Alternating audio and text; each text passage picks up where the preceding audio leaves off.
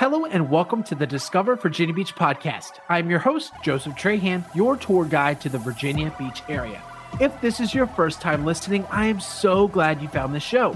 Each week, I publish a new interview with locals ranging from musicians, government officials, CEOs, artists, and much more. And my aim is simple. It's to help you discover, define, and then go out and do exactly what you're looking for during your next vacation, relocation, or outing to the Virginia Beach area. And if you're looking to join in on the conversation, take part in monthly giveaways, and get your hands on my custom event calendars, head on over to Facebook and send me a friend request. That's Joseph Trahan. And check out my Facebook group of nearly 50,000 fans of the Virginia Beach area.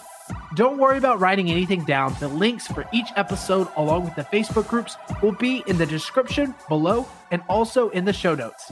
All right, here's the show.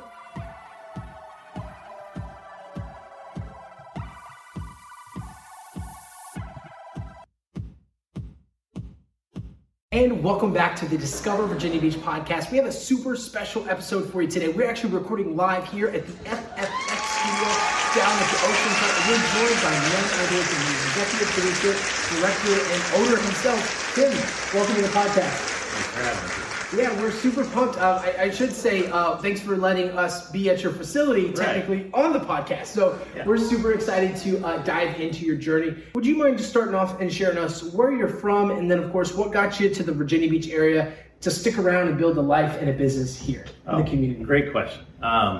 So yeah, and I love that it's the FFX studio. So we basically get to take some things here, and it's just the Family Fun Xperience Theater, and we do live shows. So we're glad you guys get to watch this, and we hope to have you guys come here for something live. What brought us here, we were originally from Missouri. We lived in Minnesota, lived in Indiana for a number of years. We've been here about 10 years now. Worked in a lot of different things. Most of my background is in education and counseling psychology. Also serves as a family pastor, sometimes on staff, sometimes just as a volunteer for many years at different churches. That's what actually brought us here, being part of a church. Oh, cool. And along the way, more than 10 years ago, well, we'd been on a family vacation. Our kids were a little younger, and we were at a different beach. I won't say where. Sure, somewhere on the East Coast. I'm sure we can kind of narrow it down. Yeah, it was East Coast. We had this idea of we had this weird habit of going to church and things on vacation. And people are like, why you do that? I'm like, well, I work with a church. I want to see what they do. What's different? Sure. But we got in this conversation as a family about why families take vacations. And part of it was that you're spending time together, but that's also you're building into values and looking at things. And we said, well, there's a lot of things you do on vacation. They're just sort of fun or relaxing, or you do something sort of together. But it's like when you go to a normal show or a movie or something like that, you're doing it together. You're at the same place, but you don't necessarily spend a lot of time really interacting. Yeah, sure. And a lot of what we had done working with families was all about interaction, from counseling and working with families in distress to families just trying to connect together.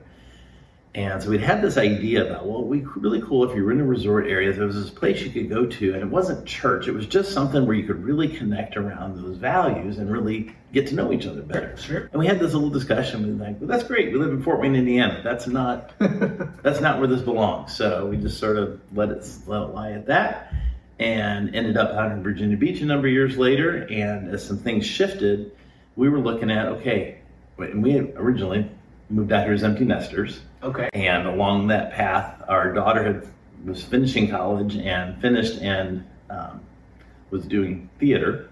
So she was doing some summer stock theater, had some issues with her ankle, came out here to get surgery, and ended up staying here working for the Virginia Opera. Before she even got a crutches, she was already working for them and worked up to way to company manager there. She knew some of what we talked about, but we weren't talking about that yet. Our son had just started college and sort of was rethinking his major, ended up moving out here, getting his degree in cinematography from Regent while I was here. So we ended up with both kids out here and other things going on. We're like, okay, we feel a reason to stay in Virginia Beach, but we're not sure why. Yeah. And we were floundering on about that for a few months, and my wife reminded me of this meeting. It's like, well, we said if we're ever in a resort area, this is a great idea that we've been blessed with. So what does that look like now that we're actually in a resort area? So we started exploring that. We ended up creating a show called Family Fun Xperience. And the original concept was to create a destination theater like you would have in other resort areas or in Gatlinburg or other places where it's basically the same show year round. They might throw red and green outfits on and do the same show at Christmas and call it the Christmas show. I'm singing one different song, but you know, it was still the same basic show year round. And the idea for us was having a highly interactive show. So our original show, which we have done and we're bringing back this next year, was the reason for the name of the theater. It was called Family Fun Xperience, and it was a story about a family. And in 2 parts of the show, just sort of the nutshell is family has all the normal trials and squabbles and things like that, but this family loves to play games. And so to move the story along, if you're going to see a musical, when they break into a song, the song still tells part of the story, right? Of course, yeah. Right. And if it's told correctly. Yeah, but if it's a good musical, right? Absolutely. Yeah, whether it's Hamilton or Lion King or whatever, the music is helping tell part of the story. Yeah, of course. And so our concept was, instead of music telling part of the story, that a game would help tell part of that story. Interesting. And so that game would involve not just the characters on stage, but would involve people in the audience, whether they bring up a couple of neighbors or they're playing with our whole neighborhood and friends and treating everybody in the audience as part of the show. And so we had written this thing, finally found a space. This is a beautiful space here. We love being in here because we wanted something that was no more than 300 seats. We always hated going to shows somewhere when they'd have a family moment or a kids moment and be like, they'd trot 3 kids out on stage and they'd have this little moment at a show. And my kids are always sitting there going, well, how'd they get picked? Well, it's 2,000 people in here, but they just feel left out because they didn't get picked. We wanted something where everybody in the audience feels connected the entire show. Sure, sure. But this family is having their normal problems whenever, and by the end of the first half of the show, they're like, we need a vacation. And so we had a whole little improv game kind of thing that happened during intermission, but at the end of intermission, they arrive in, where do you think they went on vacation? Let me guess, Virginia Beach? Virginia Beach, of course, right. There you go. And the set was transformed slightly to become their hotel or their, you know, where they were staying. Yeah. But like many of us know, when you go on vacation, you don't leave all your problems and stuff behind. So they see all those things continue to merge. They're playing games, but now they're at the beach. There's a crazy grandpa involved that invents things, and he finds his way to the beach also. And they end up having to resolve things as they go through there. But they resolve that in connection with the audience. And so the show's always a little different. So that was the original concept. And so we finally found a place to do this show. April 1st of 2020, we opened the doors, but a couple weeks earlier, we literally signed the lease on the day they said 15 days to flatten the curve. And we had raised money as a nonprofit to say, okay, we're gonna get into an oceanfront lease because that's where we really need to be to really reach local families and families from everywhere. We need to be there. We finally found the right place. We raised the money. We had just enough to get in here and launch a show. And we said, when we were walking in to sign that, we said, well, you know, we don't really believe 15 days. Nobody knew what it was going to be, but we're like, even if it takes like a whole month, no big deal. We'll be like cleaning the place up and maybe hosting some auditions and whatever. Sure, get everything ready. It won't hurt us at all. Yeah. Worst case, we may have to wait to do a fundraiser for an extra month, but no big deal. And so we get in here, shut the doors down, and for just about 6 months, we were completely shut down. So we were still paying lease, paying for everything else. Couldn't cast people, couldn't do anything else. Wow. And right toward the tail end of summer, we were able to open the doors in a limited capacity. And so we said, what can we throw on stage? Because we haven't been able to cast and produce a show yet. So there was a local magician on stage on Fridays, and we had a couple other shows we put on. We started hosting Tidewater Winds and Tidewater Bluegrass because they had no place to meet. There was a local puppetry thing that usually in schools. They didn't have a place to meet. So we were doing these different things, helping other organizations and creating things. And one of the other things we did in there was something we called Game Lab, which turned into a show we still do called the Fun and Game Show. In fact, we've created, I think, over 70 different shows now. Wow, that's a lot. In addition to hosting other things. Yeah. And so some of them are with a cast. So like that fall, we were able to put on the first version of the Family Fun Xperience show. Of course, our opening night was when the governor said, we're reducing social gatherings. So sort of took the wind out of the sails of that, but in the process, we completely reinvented how to do some of the interactive games and the other elements. So we've continued to do cast-based shows, from pirate shows, holiday shows, whodunit shows, all kinds of different things there. But then out of that Game Lab, this Fun and Game Show and some other ones are what we had to sort of invent a term called a whole audience game show. Okay. So instead of a game show like you might watch on TV, there's 2 or 3 people on stage, they're with a host, and they're having all the fun, and you just sit there and watch, not unlike a podcast. Right. But we didn't want something where you just sit and watch. So Sure. Whole Audience Game Show means everybody in the audience plays along with every single game. We still have a few games where some people come on stage, but even then, everybody plays along. Wow, so you guys are just really just trying to figure out how to get people and families engaged and creating an opportunity to bring that together. You're spending time doing something together. Yeah. So like, this is our stage. Now our cast, whether it's pirates or whoever, don't necessarily stay on stage. They come out in the audience frequently. In fact, we've got a Christmas show this year that's really special. We don't do dinner theater very often, but this one is a dinner theater show called Bethlehem Inn, and it's not just interactive, it's really immersive. So the center of the theater is being transformed, and you're sitting at a round table, but so you're going seasonal as well. Yeah, seasonal you're going into the inn in Bethlehem, and the things unfold right in your midst.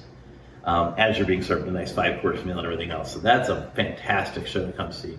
But even in our regular shows, the stage isn't where we consider the action to be. The audience is part of the show. So we are much more concerned about what happens between you and other people on the couches. And I know you can't see the whole theater right here, but a lot of our seating is couch seating, and that's very popular. So you get to really feel like you're hanging out in your living room as a family. Absolutely. Right. Yeah. And so even in the game shows, you're spending time doing something together, and it's a normal experience for whether it's little kids, elementary kids, teenage kids, adult kids, or even people without kids. They're in here, and we'll see a kid turn to their mom or dad, like they'll answer something that's sort of like pop culture, and they're like, "Dad, how'd you know that?" But then we'll see like a kid answer something. It's like it's an old song or something like that, and mom's looking down at her kid going, "How did you know that?" And they start to realize a little more about each other and learn to rely on each other more. Because our real mission as a nonprofit is not just making fun shows. Fun is a way to help families engage, but our purpose is to strengthen and encourage families through creating these interactive experiences. Yeah, that's a very noble mission and a very noble cause. I'm curious for you as we kind of rewind here before FFX got started. Yeah. So you were, you and your wife, empty nesters, the kids were just trying to figure stuff out, and so you decided Beachtown. I'm curious for you guys, what was that process like of figuring out where to relocate next? Because a lot of folks may have visited Virginia Beach before and are thinking about relocating or possibly, taking an extended vacation. Would you mind walking us through that process of figuring out, like, okay, what drew you all to Virginia Beach and got you to stick around? Oh, that's a good question. So nothing as beaches or anything. We were in Fort Wayne. We were looking for where to go next. I was interviewing Ed Ministries from, I think we were out Lake Tahoe or something. We were in Wyoming, all over the Midwest. We're looking at different places. And this isn't through the lens of FFX. This was just this is just in terms of where are we supposed to serve next. Sure. And my wife's job was going to transfer. She works with infant toddlers, so like kids birth to 3, developmental delays and stuff. She still does that here, in addition to helping us here very much so. One of the things, we're just looking at criteria, we didn't want to be too far from, most of our family's in Missouri still, so it's like we wanted to be able to get to Missouri. We really didn't want to be on either coast. Sure. That was like the only thing was like, let's avoid the 2 coasts, somewhere else in the middle of the country. One requirement is to stay off the coast, okay? Right, and this guy had reached out to me a couple of times and said, hey, why don't you come out here? And it's like, well, we've been to this, it's like, we'll get a little trip to the beach and check this place out, but we already know we really don't want to go. Have you been to Virginia Beach before? I had been to Virginia Beach as a kid when my uncle was at Naval Station Norfolk. Okay. He re-entered the Navy and had been stationed there, and we visited him. I tumbled out in the sand. So I remember the beach a little bit from that. And Angie and I had stopped by here after. I was actually presenting at a psychology conference in DC. Yeah. And she had, at that point in her life, never been to a beach. And so it's like, we got to go to a beach. You got to go to a beach, yeah. And this is way before GPS days or anything else. So it's like literally we like drove east from DC and came down, ended up going across the Chesapeake Bay Bridge Tunnel. And by the time we hit Virginia Beach, it was like midnight. And we're driving down trying to find the houses for some of the north end. And I think, we don't know for sure, but I'm pretty sure we hit like around 57th Street where the Wyndham Hotel is. Because we only saw one hotel. We're like, here's one hotel, we'll stop here and like we can maybe get out to the beach. Sure. We had no idea how big the Pleasure Beach was. We'd just gone a little bit further. But we stopped there, went on the beach. She heard the waves. She doesn't swim. We sort of sat there and she sort of soaked it in and appreciated the salt air. It was a no moon night. She couldn't see a thing. She didn't want to walk over the way. She was afraid of getting drowned. the waves of the dark. So that was her experience of the beach. As most reasonable people are when you go to the beach at night. I don't recommend a moonless night and a dark stretch of beach as your only experience for half an hour in Virginia Beach. That's probably not your prime way to come back. So she did come back with me to see this interview, and we loved a lot of what was going on here, and it didn't feel like anywhere else we'd been to on the East Coast. Sure. It's a very unique place, very friendly, warm people, a lot of unique mixture of things, and not just a mixture of people from like North and South and East Coast kind of stuff. There's people here from all over the country because of all the military presence. There's really people from all over the world with NATO and different things. So it is a fascinating town to live in. Yeah, it's got a unique feature, and I appreciate you highlighting that too, because a lot of folks, that we have had on the podcast before are locals, and they're like, yeah, it's unique. And it's like, of course you say that. It's your local town. So it's always great to hear, including myself, who's not a local from the area, our twist and interpretation of exactly what Virginia Beach has to offer. Where are you from originally? Originally from Texas. Okay. So, where the red dirt is and all those songs, that's where I'm from. Okay. Yeah, so Tim, you decide to take the job. You come here, start this nonprofit. We're very noble of you, by the way. What are some of the main points that stuck out to you as far as just the general preparation of getting commercial real estate space, figuring out who to get connected with? Do you mind walking us through maybe a little bit about that process and maybe some of the hurdles you had to overcome to really say, oh, this is the place we want to build, and we'll, cut off the pre-COVID, throughout the process. That's perfect. So we started looking around, and background in family ministry, I was used to having little or no budget and trying to produce something big. Sure. Relying on volunteers, right? Right. Well, volunteers and, little props and, things that you make feel a lot bigger. And we always, because we did a lot of production value in those things, but we always felt like kids are actually more savvy media consumers sometimes than adults. We'll sit through something that's like, okay, they're okay, and, we'll tolerate a little bit. Kids are like, that's awful, and they just tune out. Yeah, exactly. And that's becoming more and more and more true than even 10, 20 years ago. But it's always been more true. So we were always like, we're dealing with the hand-me-downs and everything else in that department, and they got all the big fancy stuff in the, main worship, and we're like, we're going to make it feel better than that, even though we're dealing with the scraps. Sure. That's just typical. Nothing wrong with that. And so we knew we could make something out of it. But just coming from that mindset, our first thought wasn't, let's get a big commercial real estate. Our first thought was, where's a church at the ocean front that maybe they've got a fellowship hall or some kind of space that we could launch something like this, and we could partner with them. Sure. And so we literally visit every church, every faith, everything all along the ocean front and out for a couple of miles. We just, Sunday after Sunday, went to one or two different churches, and we're like, we're still trying to figure all this out. In the meantime, let's figure out a place. We saw a very vibrant faith community, and we've been able to expand that in the years since past there. We did find sort of a home church out of that process too that we really liked. That was a little bit off the beach, but they've moved around. They actually met in here for part of COVID. Oh, wonderful. They're looking for places. There's a lot of churches that are growing and always looking for deals. I've been through that side of the process multiple times. Even with the church we moved here with, they were looking to expand in locations. And we kept looking at it going, okay, we sort of feel called to the oceanfront for those reasons I mentioned earlier, but it's ridiculous up here. So once we figured out, it's like, we could be in a church, but it just didn't feel right. Because if I invited somebody to come to somewhere, especially if it's a ticketed event, and you walk into the back of a church, what's your expectation?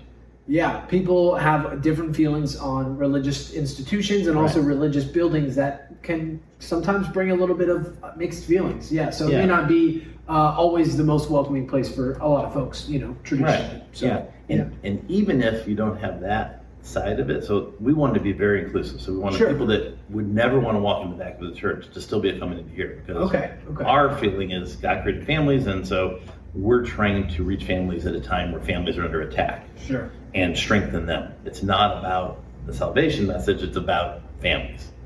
So that's the ministry side of what we do. So we wanted to be very inclusive on that side of it. But even people that are church people, they don't have an expectation of walking in the back of a church to see a play, even if it's well done, that it's going to be like what you would see at Sandler Center or Virginia Stage or Broadway or anything like that. And so it's like, it just didn't have the right mix. So we're like, okay, now we're looking at, how do we get commercial real estate? And we went up and down this place any number of times, looked in all kinds of different places, pretty quickly figured out, because we needed a lot of space and we wanted to be at the ocean front, that the only option was a second story space. There's a number of those available down here that have a little more space for a little less dollar per square foot than your typical thing where, the high tourism traffic is walking right past. And I mean, it was a theater. It's a little more acceptable. Most people getting tickets ahead of time. Then they come in. We're not just depending on just foot traffic that happens to walk into our restaurant or gift shop or something like that. Yeah. But honestly, in that process, we looked at it and we never found a good option. We were looking at, it's like, well, how far off the beach can we go and still draw people out here? And then it's like limited options, couple good things. But then we kept seeing, it's like, people don't tend to leave. Once they're here, they like it here. We watched a rainy day where there's a shuttle taking people for free down to the aquarium, and they couldn't half fill the shuttle. Wow. It's like, there's nothing else to do down here. It's raining, but it's hard to get people even just a few steps away from the beach. It's like, okay, we really need to be at the beach. So we just kept sort of trying to skin that. And we had looked at a place just up the street, and it would take some significant remodeling. And they didn't really want us to tear it all out. We sort of had to turn that down. We found out about this place because of a friend actually from church had a little surf shop right over here. He says, I don't know, they did this nightclub, but I don't know if they're going to do a nightclub thing again. They might be open to something else. And, he was trying to develop some other stuff. So I thought, well, let's check that out. In the meantime, the other place had reached out back to us because they were trying to move a nightclub in, and then called us back and said, hey, we don't want to do that again either. Can you guys come check this out again?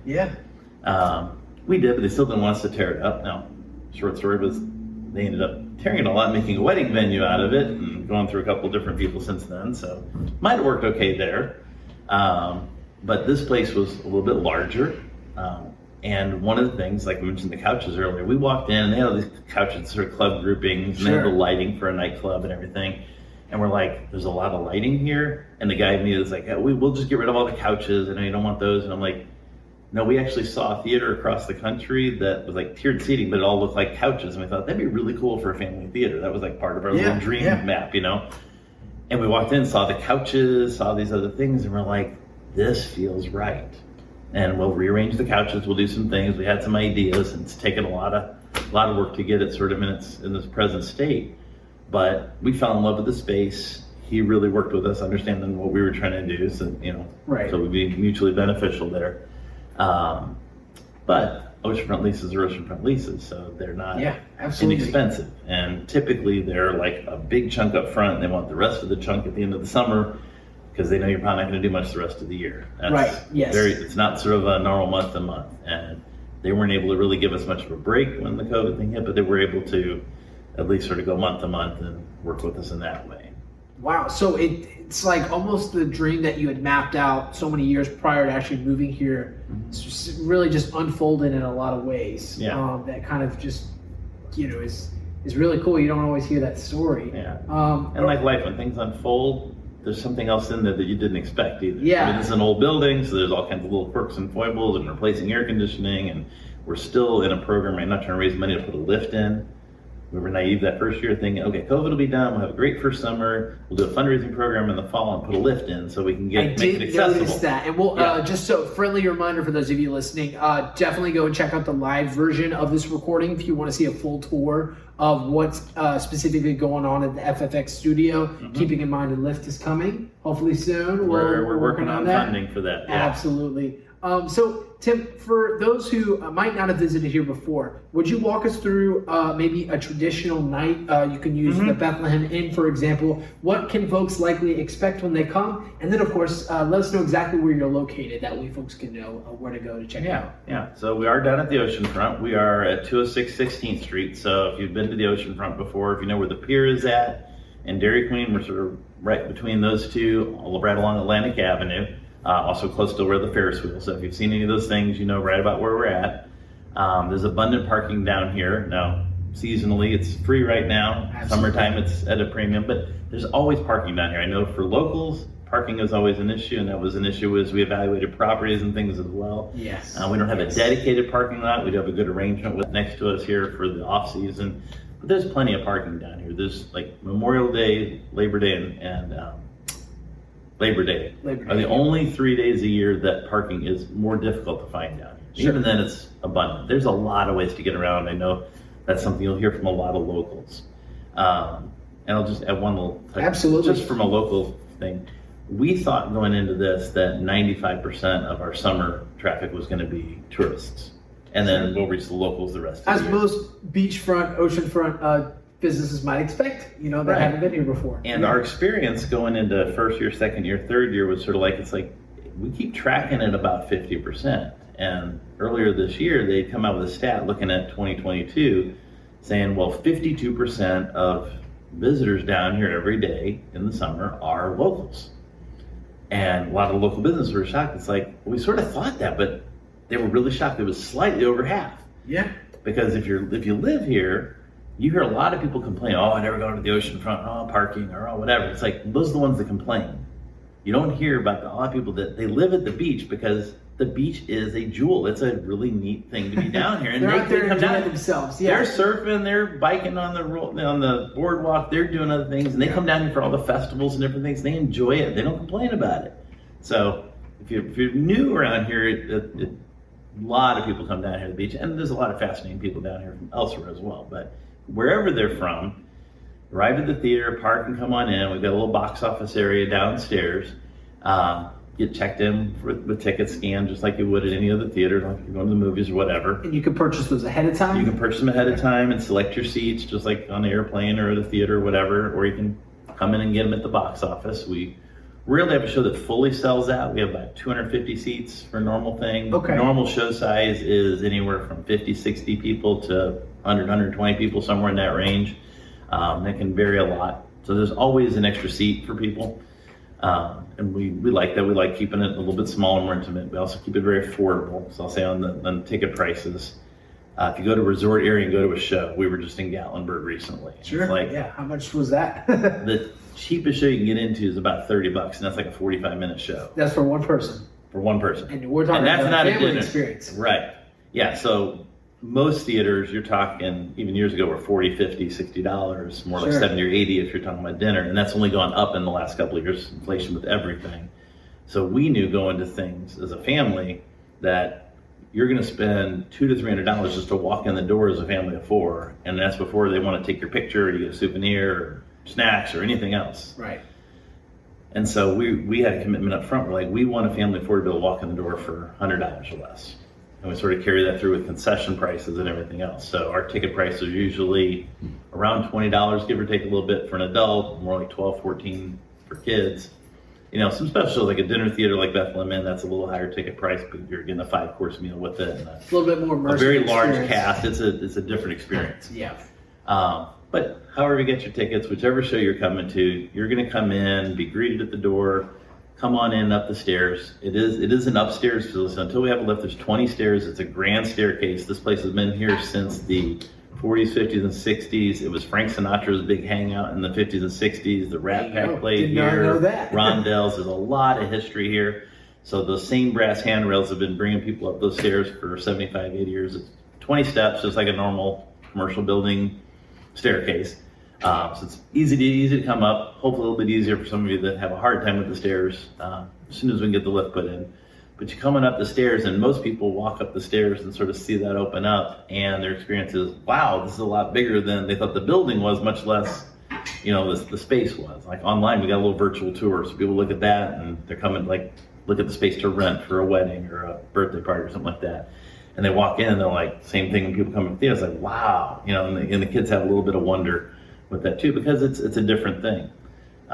Families coming in, a lot of times, especially recently, a lot of kids, even some middle-aged kids, not just the young kids, don't have much experience with theater. Sure. We've had kids literally all summer long walking in going, so my mom said this is a theater, what's a theater? They really don't have any idea. So we got to say, you don't go on stage until you're asked to, Yeah, what an incredible opportunity to kind of like educate folks on like what a theater is, what type of experience you can get from one, and just really setting the tone for that. But we do sort of ruin it for the theaters because why is that? We're interactive. Okay. So say at the beginning of the show, it's like, hey, most theaters is sit quietly and watch, and then you might talk about it at the end or on intermission. Yeah. We encourage people to talk, use outside voices, get up, move around. We do a lot of different things very actively. Yeah, we'll save that for the what do we got, the the Cinemarks and the Regals and there's plenty of chances. Yeah. But you come in Cinema Cafe. That was the one. Cinema Cafe is a fun spot. I got to shout out Cinema Cafe. That's a great viewing experience for sitting and eating. But anyways, that's different from what you all. Or the Beach Cinema Ale House right up here. That's another good one for that too. Absolutely. Yeah. So we love movies. We love a lot of things. So we bring a lot of that into the shows here. But you're going to come in, sit at the couch, probably go back. People love our popcorn. I don't know what we did that made magic in that popcorn machine. It's not like it's very affordably priced, but people love our popcorn. Get a drink. There's a secret ingredient somewhere. That's very noble of you to be coy about it. But yes. Secret ingredient is you got your secret popcorn. It gets people excited. But we've got a bar back there, so beer, wine, some drinks. We've got some options for all that for everyone. We're working on getting a kitchen with more food. So right now we have people pre-ordering pizza if they wanted to have a meal with the show. Some people do show up and want a little more to eat with the show. So we do bring that in for you if you want more than just nachos and popcorn. We're working on a more full experience of that coming into this next year as well to make it available. But again, we're not going to force that price on everybody. So dinner theater usually means I'm going to get a piece of chicken and a Caesar salad and whatever, and not be that excited about it. It's the same everybody else got. So you come into the show, it's a fun sort of atmosphere just to begin with, but from the moment the show starts, we're getting people involved. So whether it's a game show or a cast-based show or whatever, you're immediately involved in what's going on. And that's every age. So we might be playing a game, and I'll have to remind people it's like they're playing a game, they're looking at something up on the screen behind me or something like that, and they start talking about it with each other, and there's the 2-year-old just sitting there going, and we walk around, we get to know people in the show. It's like, hey, don't leave them out. They saw things on the screen that you missed, and they turn around, they're like, oh yeah, there was this, and then they're like, oh, okay, the 2-year-old helped us out with the game, and they start realizing that they can do all those things together. And so whether you're becoming pirates or playing like superheroes as a game theme show we do frequently, Battle for the Galaxy is a sci-fi one. Tonight's actually our Disney and Pixar live game show. It's another popular theme. We do all those, and then a whole bunch of different things with the whodunit. We're more like a murder mystery. Not always murder involved, but always a mystery. Everybody has to solve whodunit by the end, but we even incorporate a lot of the games in the middle of that too. And in a whodunit show, everybody comes in and you're going to have a different name. It's not just we're all sitting here and the cast are playing some scenes out and we have to sort of figure out the mystery. No, you might be the murderer. You don't know. You just don't know. So it's really immersive in the fact that we keep all of our shows clean. Keeps it light, keeps it clean, keeps it fun. And you'd be surprised, little kids, whatever, they're going around, they're getting clues. They're serious. They want to figure out who did this thing. You know, like last year for Christmas, we did a whodunit, and it was somebody kidnapped Rudolph. Santa had to get that figured out. And everybody, whether adults, kids, whoever, they were all very engaged in figuring this out. And you might have been Frosty or whoever you were, and you got to figure out what you knew about different things. And you had a little reason why you didn't get along with Rudolph or whatever, you know. So whatever the theme is to the show, they're going to get engaged with that. Do you guys write your own shows? Mostly, yeah. Okay. Yeah, we do some other shows like Bethlehem Inn is something that we're co-producing with Theatrics. So it's a local company that does some of these kind of productions. That's one they created before, but we're enhancing the experience here because we're really trying to make a home for that. Sure, yeah. We're bringing in also over Christmas for some of our shows, guy's known locally as the Singing Santa. He has a fantastic show. It's going to be part of our FFX show for several episodes of that. And he wants to sort of have a home base. And Tidewater Winds. There's a lot of other groups we bring in for parts or different shows that we're not going to take responsibility for that, but we love being able to bring those things onto stage. Sure. So you're not only facilitating your own shows and creation of those, but also giving people an opportunity to have a birthday party, have a wedding, or collaborate with you on other projects similar to this one. Yeah, absolutely. Well, Tim, thank you so much. I know you got to get back to a lot of great things. We have a quick break from our sponsors. We're going to take a quick break, and when we come back, we're going to get to the rapid fire section.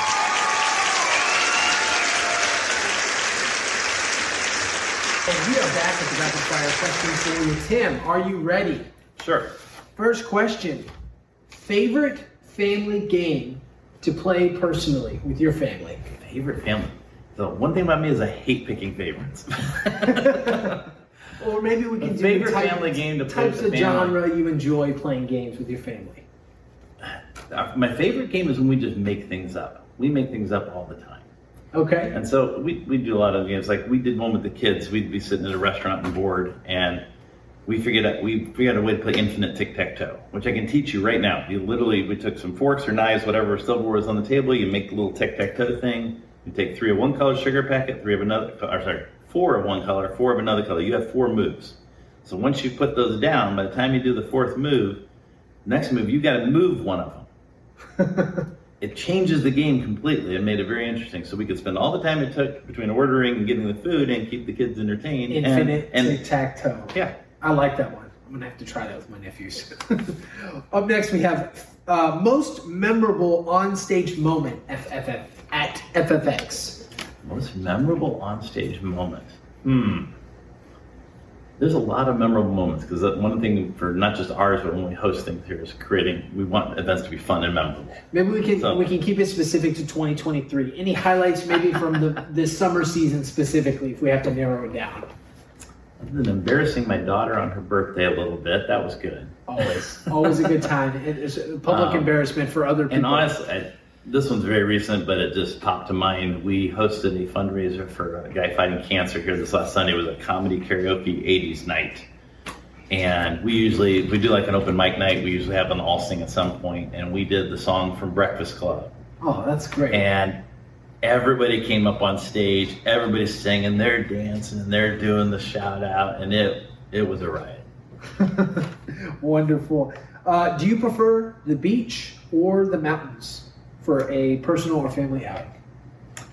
We live at the beach and we love doing things on the beach. But we just went to the mountains, so we absolutely love going to the mountains too. And if there's ever another FFX, I know there's already somebody planning to have one in the mountains. So somewhere down the road. Stay tuned for that. Absolutely. It'll be a close enough drive from Virginia Beach, I promise you. What is one word to describe your FFX shows? Fun. Or experience. That was an easy one. Or family. Yeah. Any one of our 3 words. Family, fun, or experience. Any one of those words. Yeah. And I know you already touched on this, so we're going to omit popcorn here because you've already touched on it. But what's another go-to family snack that they can enjoy at your facility during the show? Go-to family snack. It's probably the nachos is second to the popcorn. Nachos. Yeah. Classic. Yeah. Any favorite Virginia Beach spot for family time in general, just hanging out with the kiddos, or maybe just want to go out and enjoy, let's say during the winter season, because we're recording this during the winter season? Yeah. I mean, the beach is always good year round. I mean, I'll dip my toe in the water in the middle of January. Sure. As you get a warm wave, right? So the beach is always there, but there's so many other cool natural spots around town. So if it's not going to a festival or some kind of event, that's usually our go-to. Okay. And so, like First Landing State Park, and you go back down this one path down to the Narrows. It's a real cool spot, but there's all kinds of neat little spots. And sometimes they're beaches, but otherwise just walking through nature trails and things like that. Love it. Love it. What's the most unusual event that you've hosted here at your theater? Most unusual event. So we've hosted music events, art shows, music shows, all kinds of different things. Fundraisers.